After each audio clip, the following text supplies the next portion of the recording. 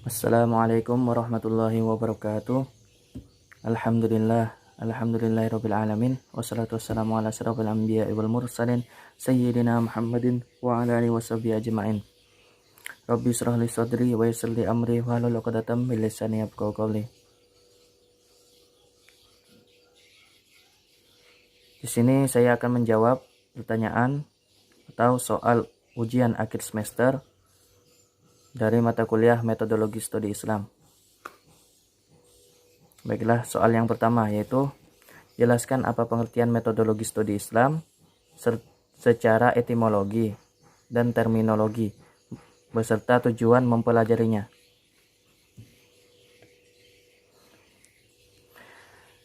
Metodologi berasal dari kata metode yang berarti cara atau proses yang digunakan untuk memudahkan suatu pekerjaan. Sedangkan studi adalah kajian yang mendalami suatu ilmu, sehingga bisa kita simpulkan bahwa metodologi studi Islam adalah cara atau proses yang digunakan untuk memudahkan dalam pengkajian Islam.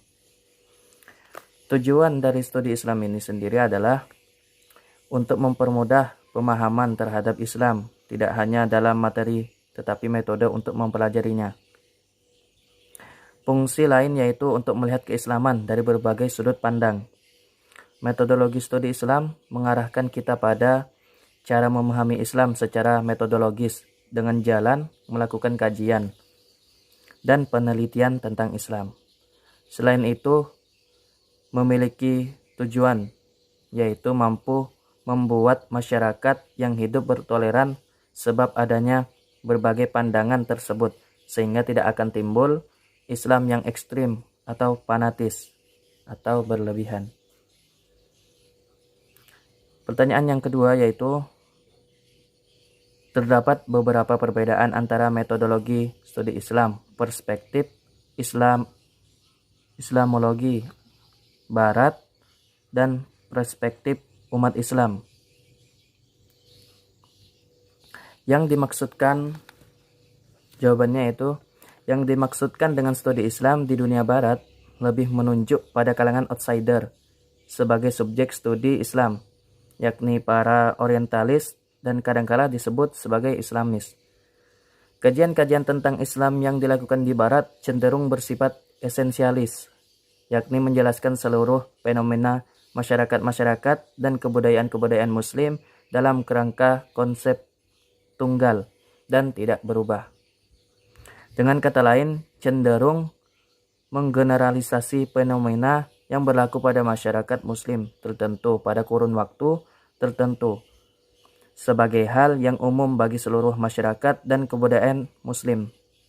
Jadi perbedaannya yaitu dapat kita asumsikan sementara bahwa studi Islam di dunia Arab kaya dengan materi tetapi lemah di bidang metodologi.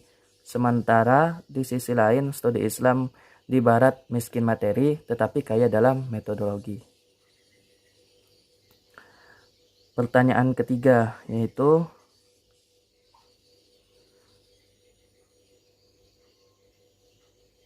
berbagai pendekatan, antara lain pendekatan teologis, normatif, antropologis, sosiologis, historis, dan psikologis. Jelaskan definisi pendekatan studi Islam tersebut.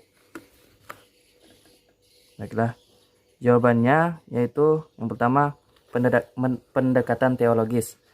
Dalam Kamus Inggris Indonesia, kata teologi diartikan ilmu agama. Sedangkan menurut Harun Nasution, teologi adalah ilmu yang membahas ajaran-ajaran dasar dari suatu agama. Setiap orang yang ingin menyelami seluk-beluk agamanya secara mendalam perlu mempelajari teologi yang terdapat dalam agama yang dianutnya. Pendekatan yang kedua yaitu normatif. Kata normatif berasal dari bahasa Inggris norm, yang berarti norma, ajaran, acuan, ketentuan tentang masalah yang baik dan buruk yang boleh dilakukan dan yang tidak boleh dilakukan. Dalam hubungan ini, kata norma erat berhubungannya dengan akhlak, yaitu perbuatan yang muncul dengan mudah dari kesadaran jiwa yang bersih dan dilakukan atas kemauan sendiri, bukan berpura-pura dan bukan pula paksaan. Pendekatan yang ketiga yaitu pendekatan antropologis. Kata antropologi berasal dari bahasa Yunani, anthropos, dan logos. Anthropos berarti manusia dan logos berarti pikiran atau ilmu. Secara sederhana, antropologi dapat dikatakan sebagai ilmu yang mempelajari manusia. Pendekatan yang ketiga.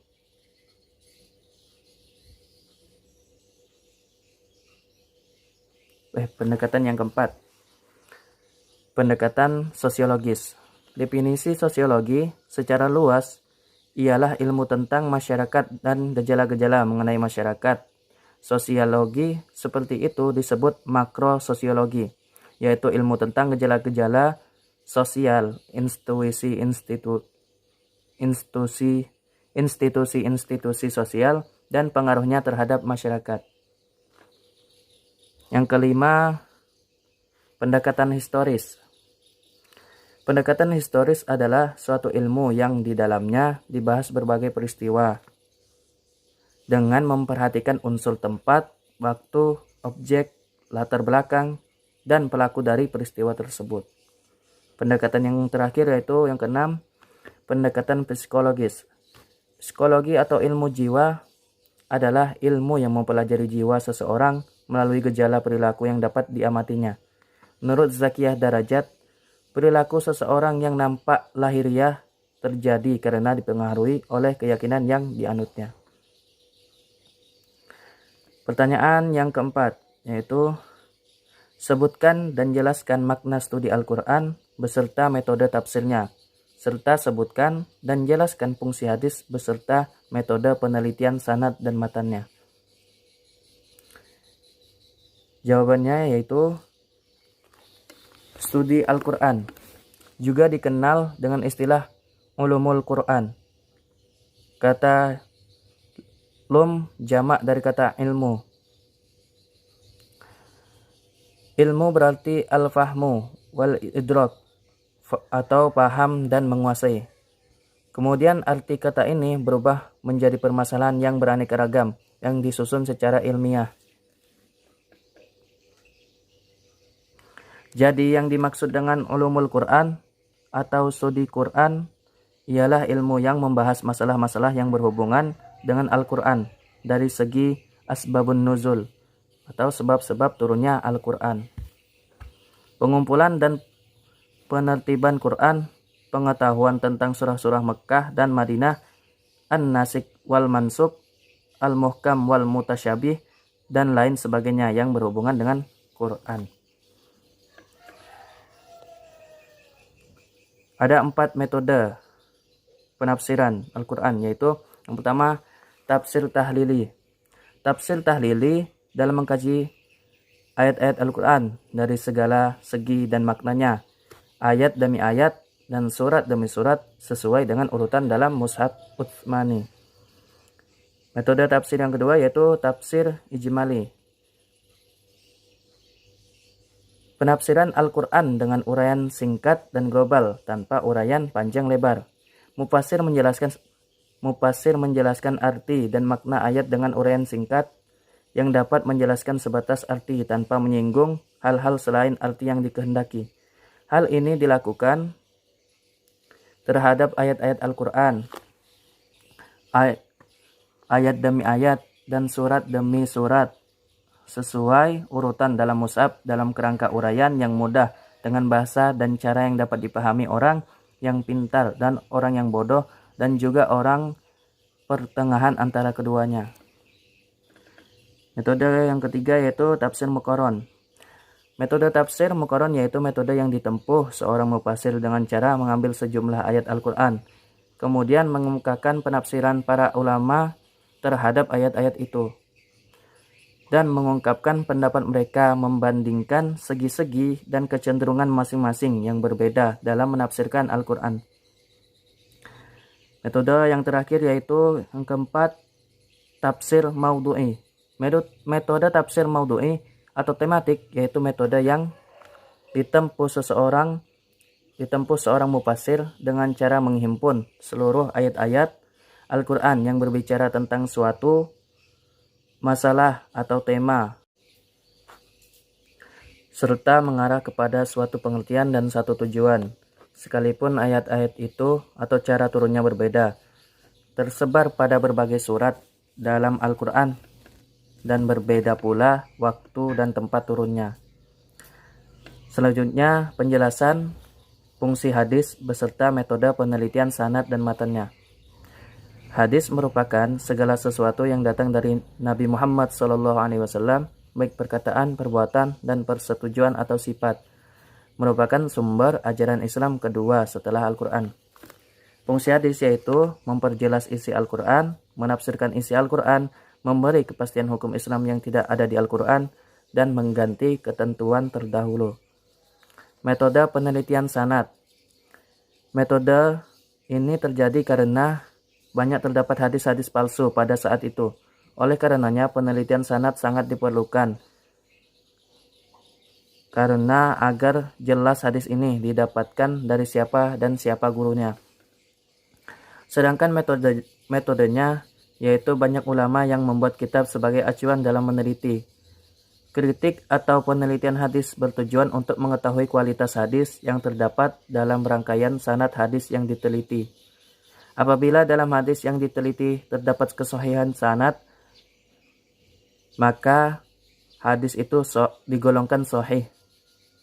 Kritik sanad hadis pada masa Rasulullah SAW dan Khulafaur Rasyidin memang tidak ada, karena pada dua masa ini disepakati muhaddisin sebagai masa berkumpulnya periwayatan hadis yang adil.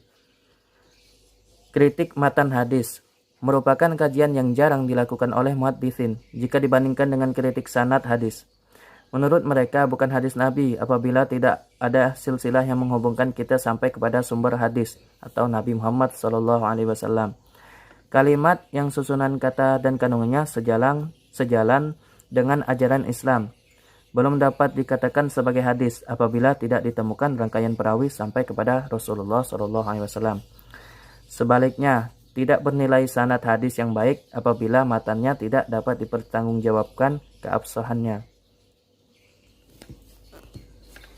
Mungkin hanya itu yang bisa saya sampaikan. Kurang dan lebihnya mohon maaf. Assalamualaikum warahmatullahi wabarakatuh.